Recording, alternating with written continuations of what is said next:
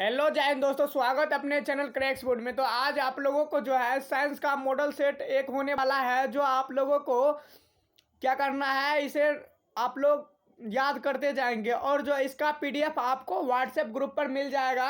आप लोग जो जो व्हाट्सएप ग्रुप पर अभी तक ज्वाइन नहीं हुए हैं तो जा करके पहले व्हाट्सएप ग्रुप में ज्वाइन हो जाइए। और ढेर सारे वीडियो भी एग्जाम से रिलेटेड जो है चैनल पर अपलोड कर दिया गया है। आप लोग नहीं देखें तो पहले जा करके प्ले लिस्ट में भी वीडियो है, वहां से भी आप लोग जा करके देख सकते हैं। तो चलिए स्टार्ट करते हैं। तो इसमें देखिए प्रश्न 1 से 48 में जो है से केवल 40 वस्तुनिष्ठ प्रश्नों का क्या करना है, चयन करना है या उत्तर देना है। चुने गए वस्तुनिष्ठ प्रश्न जो है सही विकल्प जो है को चुनेंगे और जो उसको ओमआर सीट पत्रक जो है उस पर क्या करेंगे, रंजित या रंगील करेंगे। तो आप लोगों को इसमें 48 प्रश्न है कुल, जिसमें 40 प्रश्नों का ही उत्तर देना है। यह आपका साइंस का मॉडल सेट एक है। तो चलिए क्वेश्चन को स्टार्ट करते हैं। आपका क्वेश्चन 1 नंबर का है कि प्रकाशिक माध्यम कितने प्रकार के होते हैं। प्रकाशिक माध्यम कितने प्रकार के होते हैं।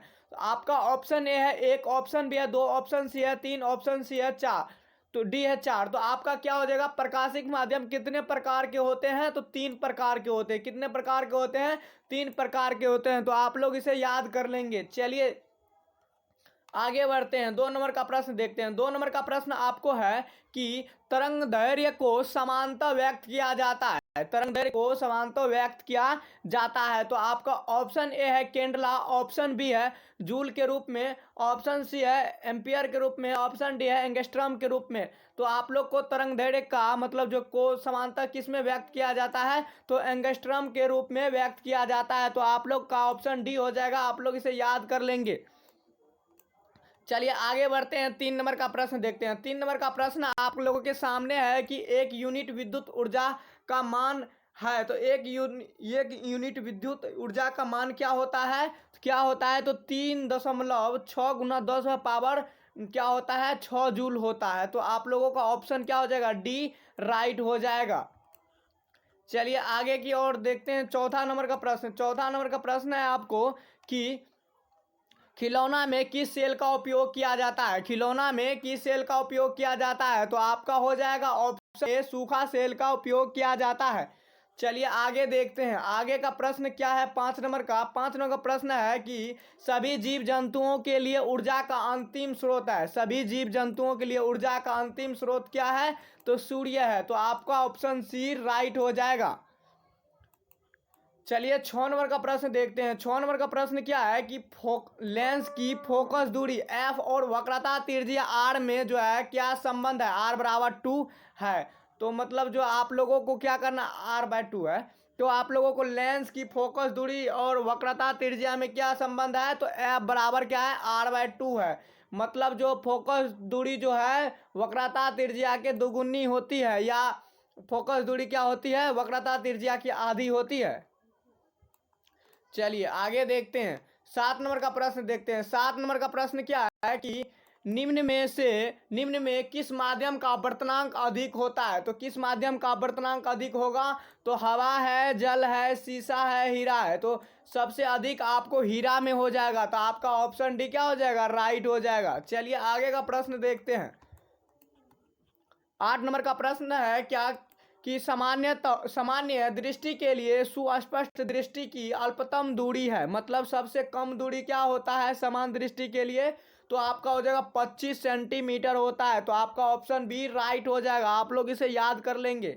चलिए 9 नंबर का प्रश्न देखते हैं। 9 नंबर का प्रश्न आप लोगों के सामने है कि श्वेत प्रकाश का कौन सा रंग जो है किसी प्रिज्म से गुजरने के पश्चात सबसे कम झुकता है। तो आपका ऑप्शन ए है बैगनी, ऑप्शन बी है नीला, ऑप्शन सी है लाल, ऑप्शन डी है पीला। तो सबसे कम कौन झुकता है, तो लाल झुकता है। तो आपका ऑप्शन सी राइट हो जाएगा। और सबसे अधिक कौन सा झुकता है, तो सबसे अधिक बैगनी हो जाएगा। तो आप लोग इसे याद करते रहेंगे। चलिए आगे का प्रश्न देखते हैं।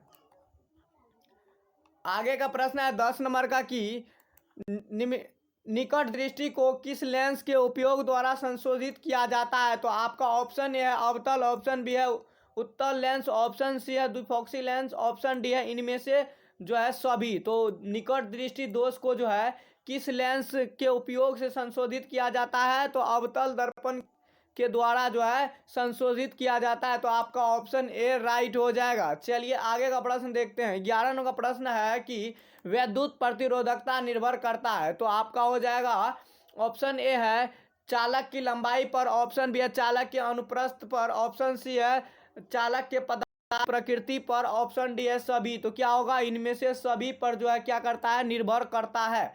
चलिए 12 नंबर का प्रश्न देखते हैं। 12 नंबर का प्रश्न आपको है कि विद्युत शक्ति का एसआई मात्रक क्या है? विद्युत शक्ति का एसआई मात्रक क्या होता है? तो वाट होता है। क्या होता है? वाट होता है। तो आपका ऑप्शन ए राइट हो जाएगा।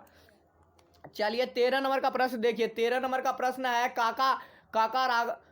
काकारा पार नाभिकीय विद्युत संयंत्र किस राज्य में स्थित है? तो किस राज्य में स्थित है? तो आपका गुजरात राज्य में जो है यह स्थित है। तो आप लोगों का ऑप्शन ए राइट हो जाएगा। चलिए 14 नंबर का प्रश्न देखते हैं। 14 नंबर का प्रश्न क्या है? 14 नंबर का प्रश्न है निम्न में से कौन सा कथन सत्य नहीं है? कौन सा कथन इसमें से सत्य नहीं है? तो आपका ऑप्शन ए है विद्युत जनित्र विद्युत चुंबकीय प्रेरण पर कार्य करता है। ये तो सही है। इसमें बोल रहा है कौन कथन सही नहीं है? तो ऑप्शन बी देखिए, विद्युत मोटर विद्युत ऊर्जा को रूपांतरित ऊर्जा में बदलता है। ये भी तो सही है। ऑप्शन सी देखिए, चुंबकीय बल रेखाएं परस्पर नहीं काटती है। ये भी सही है। तो ऑप्शन डी देखिए, हरे विद्युत रोधन वाला तार प्राय विद्युतमय तार होता है। तो ये क्या होगा? नहीं होगा। तो आपका ऑप्शन डी राइट हो जाएगा। आप लोग इसे याद करते रह जाएंगे। चलिए 15 नंबर का प्रश्न देखिए। 15 नंबर का प्रश्न है क्या? 15 नंबर का प्रश्न है आप लोगों के सामने, फ्लेमिंग के वाम हस्त नियम में बायां हाथ का मध्यमा संकेत करती है, जिसका ऑप्शन ए है चालक पर आरोपित बल विद्युत बल की दिशा, ऑप्शन बी है विद्युतीय क्षेत्र की दिशा, ऑप्शन सी है चालक में प्रभावित विद्युत धारा की दिशा, ऑप्शन डी है इनमें से क्या होगा? कोई नहीं। तो आप लोग देखिए, फ्लेमिंग के वाम हस्त नियम जो है बायां हाथ का मध्यमा क्या संकेत करता है? तो चालक में प्रभावित विद्युत धारा की दिशा को क्या करता है? संकेत करता है। तो आपका ऑप्शन सी राइट हो जाएगा। चलिए आगे का प्रश्न देखते हैं। आगे का प्रश्न क्या है? तो 16 नंबर का प्रश्न है कि चुंबक के भीतर चुंबकीय रेखा क्षेत्र रेखाएं की दिशा क्या होती है? तो चुंबक के भीतर जो है चुंबकीय क्षेत्र रेखाएं की दिशा क्या होती है? तो चुंबक क्षेत्र रेखाओं की दिशा जो है निश्चित नहीं होती। क्या होती है? सॉरी, इसमें जो है चुंबक के भीतर बोला जा रहा है, चुंबक के भीतर। तो आपका जो है देखिए, भीतर में जो है उत्तर ध्रुव से क्या होता है? दक्षिण ध्रुव की ओर होता है। क्या होता है? उत्तर ध्रुव से दक्षिण ध्रुव की ओर। तो आपका ऑप्शन ए राइट हो जाएगा। आप लोगों को यह याद रखना है। और बाहर जो है भीतर बोला जा रहा है, फिर बाहर क्या होगा? तो दक्षिण ध्रुव से उत्तर ध्रुव की ओर होगा। आप लोग यह याद कर लेंगे। चलिए 17 नंबर का प्रश्न देखते हैं। 17 नंबर का प्रश्न क्या है कि नाभिकीय ऊर्जा का स्रोत निम्न में से कौन सा है? नाभिकीय ऊर्जा का स्रोत निम्न में से कौन सा है? तो आपका ऑप्शन ए हो जाएगा यूरेनियम। कौन सा है? यूरेनियम है। आप लोग याद कर लेंगे। चलिए आगे का प्रश्न देखते हैं। आगे का प्रश्न है 18 नंबर का कि जिप्सम का रासायनिक सूत्र है। तो जिप्सम का रासायनिक सूत्र क्या होता है? तो CaSO4 इंटू 2H2O होता है। क्या होता है? CaSO4 into 2H2O। और प्लास्टर ऑफ पेरिस का क्या होता है? तो प्लास्टर ऑफ पेरिस का आपको होता है CaSO4 इंटू हाफ H2O। क्या होता है? हाफ, मतलब 1/2 H2O होता है। तो आप लोग इसे याद कर लेंगे। चलिए आगे का प्रश्न देखते हैं 19 नंबर का। 19 नंबर का प्रश्न क्या है कि क्लोरीन की परमाणु संख्या क्या होती है? तो क्लोरीन की परमाणु संख्या आपको 17 होती है। देखिए इसमें आपको ऑप्शन नहीं दिया गया है, डायरेक्ट आपका आंसर ही है। तो 17 होगा क्लोरीन की परमाणु संख्या। चलिए 20 नंबर का देखिए। 20 नंबर का क्या है? 20 नंबर का है कि सामान्यतः एथेनॉल को क्या कहा जाता है? तो एथेनॉल को जो है सामान्यतः क्या कहा जाता है? तो एल्कोहल कहा जाता है। क्या कहा जाता है? एल्कोहल कहा जाता है। तो आप लोग इसे याद कर लेंगे। चलिए आगे का प्रश्न देखते हैं 21 नंबर का। 21 नंबर का प्रश्न है कली चूना का रासायनिक के अनुसूत्र क्या है? कली चूना या भकड़ा चूना कहिए, वही बात हुआ। तो आप लोगों को क्या हो जाएगा? कली चूना, भकड़ा चूना कहिए, सूखा चूना कहिए, वही बात हुआ। तो क्या होगा? CaO होगा, मतलब जो है कैल्शियम ऑक्साइड। क्या होगा? Calcium oxide. चलिए 22 नंबर का प्रश्न देखिए। 22 नंबर का प्रश्न है आपको कि जल के विद्युत अपघटन में कैथोड पर कौन सा गैस मुक्त होता है? तो कौन सा गैस मुक्त होता है? तो हाइड्रोजन मुक्त होता है। क्या होता है? हाइड्रोजन जो है वो कैथोड पर मुक्त होता है। तो आप लोग इसे याद कर लेंगे। 23 नंबर का प्रश्न देखिए। 23 नंबर का प्रश्न है कि बेकिंग सोडा का रासायनिक सूत्र होता है। तो बेकिंग सोडा का रासायनिक सूत्र क्या होगा?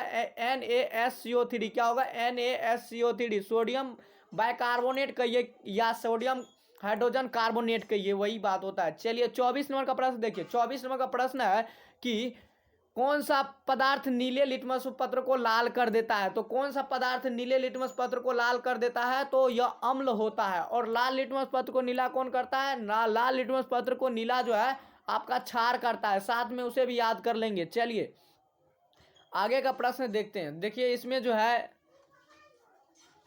24, यहाँ 25 होगा तो यहाँ देखिए डी हो गया है, तो आप लोग यहाँ 25 कर लीजिए। यहाँ 25 है, यहाँ है, देख लीजिए 25 यहाँ टैपिंग में यहाँ आ गया तो कोई बात नहीं है।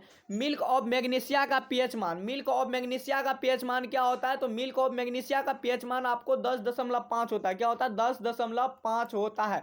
आप लोग याद कर लेंगे। चलिए आगे का 26 नंबर का प्रश्न देखिए। 26 नंबर प्रश्न है कि निम्न में से कौन सा धातु कौन सा धातु क्या है? चमकीला है। तो आप लोगों को देखिए अधातु इसमें चूज करना है। तो आप लोगों को अधातु क्या है? तो आयोडीन है, जो आपका चमकीला होता है। धातु अधातु होते हुए भी क्या होता है? चमकीला होता है। आप लोग इसे याद कर लेंगे।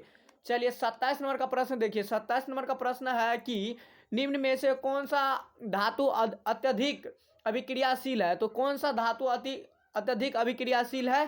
तो आप लोगों को देखिए इसमें जो है कौन सा अत्यधिक अभिक्रियाशील, तो आप लोगों को जो है इसमें देखना है कौन सा धातु, मतलब जो यहाँ धातु तो दिया नहीं है, मतलब जो यहाँ क्रमांक संख्या दिया हुआ है, तो आप लोगों को देखिए इसमें जो है छोड़ देना है, इसको 27 नंबर को छोड़ देना, धातु दिया हुआ ही नहीं है।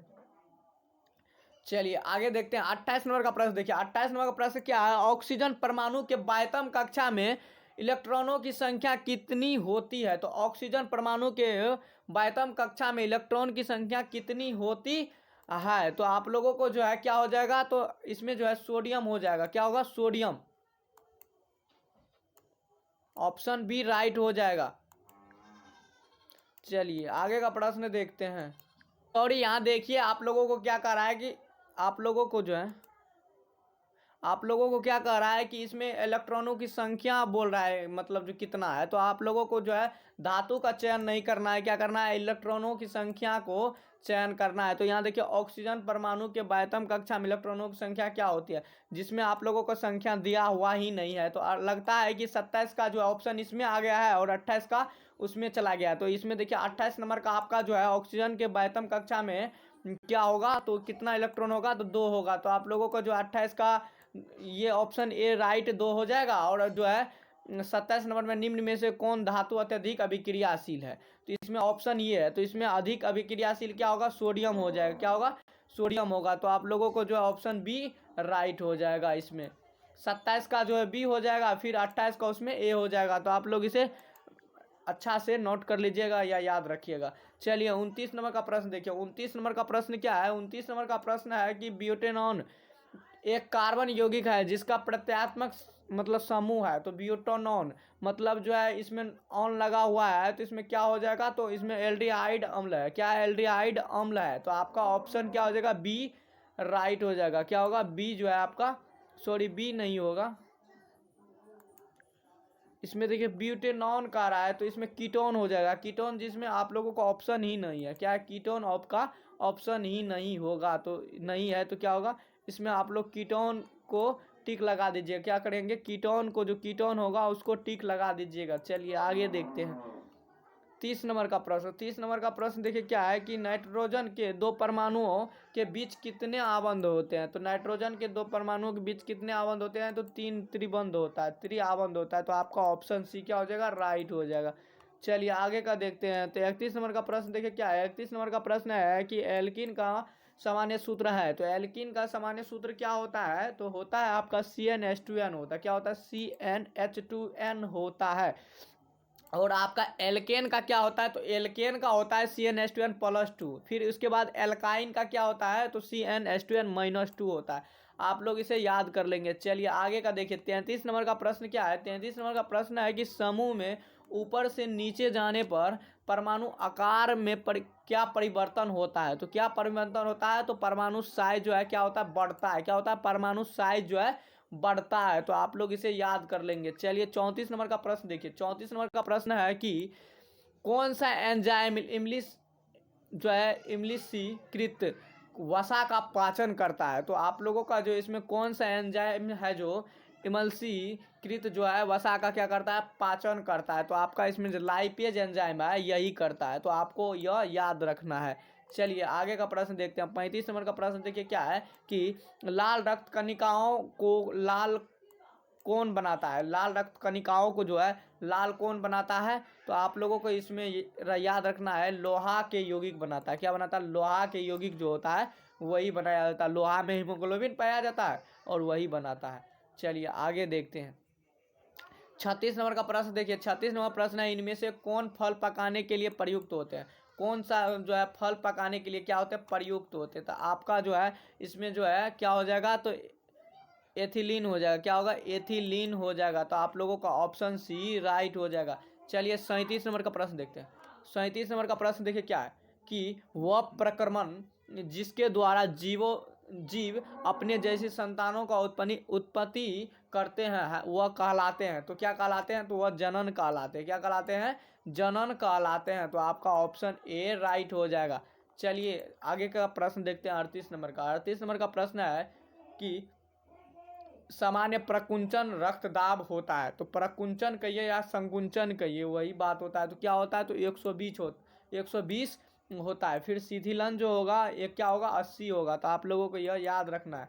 चलिए उसके बाद 39 नंबर का प्रश्न देखिए क्या। 39 नंबर प्रश्न है पत्तियों में प्रकाश संश्लेषण द्वारा बना भोजन पादप के अन्य भागों में किसके द्वारा भेजा जाता है। तो किसके द्वारा भेजा जाता है, तो आप लोगों का जो है फ्लोएम के द्वारा जो है भेजा जाता है। क्या होता है, फ्लोएम के द्वारा जो है इसमें जो है आप लोगों को इसके द्वारा भोजन को भेजा जाता है। चलिए आगे का प्रश्न देखते हैं। 40 नंबर का प्रश्न देखिए क्या। 40 नंबर प्रश्न है कि उस पौधों का नाम बताइए जो कलम द्वारा कायिक प्रवर्धन को प्रदर्शित करता है। तो कौन सा है, तो इसमें हो जाएगा गुलाब जो है कलम द्वारा जो है इसको मतलब जो प्रवर्धन को प्रदर्शित करता है। आप लोगों को पता भी होगा कि गुलाब के जो है तना होता है उसको बांध करके हम कलम को निर्माण कर देते हैं। चलिए 41 नंबर प्रश्न देखिए क्या है। 41 नंबर प्रश्न है कालाजार बीमारी किस रोगजनक के कारण होता है। तो कालाजार बीमारी जो है किसके कारण होता है, तो अमीबा नहीं होगा, लेमिनेसिया के कारण होगा। क्या होगा, लेमिनेसिया के कारण होगा। तो आप लोगों को यह याद कर रख लेना है। चलिए 42 नंबर प्रश्न देखिए क्या है। 42 नंबर प्रश्न है निम्न में से कौन सा द्विलिंगी पुष्प है। तो इसमें द्विलिंगी पुष्प को क्या करना है, चूज करना है। तो इसमें देखिए आपका जो गुलाब है यही द्विलिंगी है, और अन्यथा सब जो लौकी जो है पपीता जो है सब एक लिंगी पुष्प है। तो आप लोगों को यह याद रखना है। चलिए आगे का प्रश्न देखते हैं। आगे का प्रश्न 43 नंबर का प्रश्न है कि मानव में प्राणग्राही स्थित होता है। तो मानव में प्राणग्राही स्थित होता है। तो आप लोगों का जो है इसमें क्या होगा, तो आँख में, कानों में, नाकों में। तो क्या होगा, देखिए मानव में प्राणग्राही जो है सभी चीज़ में जो है क्या होता है, स्थित होता है। तो इनमें से सभी हो जाएगा आपका राइट। चलिए 44 नंबर का प्रश्न देखिए क्या है। 44 नंबर का प्रश्न है कि हमारे शरीर की सभी ऐच्छिक क्रियाएं नियंत्रित होती है। तो आपका जो है शरीर का जो है सभी क्रियाएं किसके द्वारा मतलब जो है नियंत्रित होती है, तो अनुमस्तिष्क जो होता है उसी के द्वारा जो है शरीर के सभी ऐच्छिक क्रियाओं का नियंत्रण होता है। तो आप लोग याद कर लेंगे। 45 नंबर का प्रश्न देखिए। 45 नंबर प्रश्न क्या है। 45 नंबर प्रश्न है कि जंतुओं में वृद्धि हार्मोन स्रावित होता है। जंतुओं में वृद्धि हार्मोन स्रावित होता है। तो वृद्धि हार्मोन कहाँ से स्रावित होता है, तो आपका ऑप्शन ए है पीयूष ग्रंथि से, ऑप्शन बी अधिवृक्क से, ऑप्शन सी है अबटू ग्रंथि से, ऑप्शन डी है इनमें से कोई नहीं। तो देखिए जंतुओं में जो वृद्धि हार्मोन कहाँ से होता है, तो पीयूष ग्रंथि से ही होता है। तो आप लोग इसे याद कर लेंगे। चलिए आगे का प्रश्न देखते हैं 46 नंबर का। 46 नंबर प्रश्न है कि आनुवांशिकता का सिद्धांत किसने प्रतिपादित किया। तो आनुवांशिकता का सिद्धांत जो किसने प्रतिपादित किया, तो यह जो है मेंडल ने किया था। तो आप लोग इसे याद कर लेंगे। चलिए आगे का देखते हैं। आगे का 47 नंबर का कि स्त्रियों में लिंग गुणसूत्र होते हैं। तो स्त्रियों में क्या लिंग गुणसूत्र होते हैं, तो XX होते हैं। क्या होते हैं, XX होते हैं। और पुरुष में क्या होते हैं, तो XY होते हैं। आप लोग इसे साथ में याद कर लेंगे।